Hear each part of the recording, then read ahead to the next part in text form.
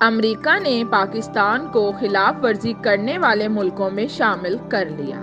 امریکہ کی طرف سے آئے دن نت نئی فہرستیں اور رینکنگ جاری کی جاتی ہے، جن میں مختلف ملکوں کو الگ الگ معیاروں پر پرکھا جاتا ہے۔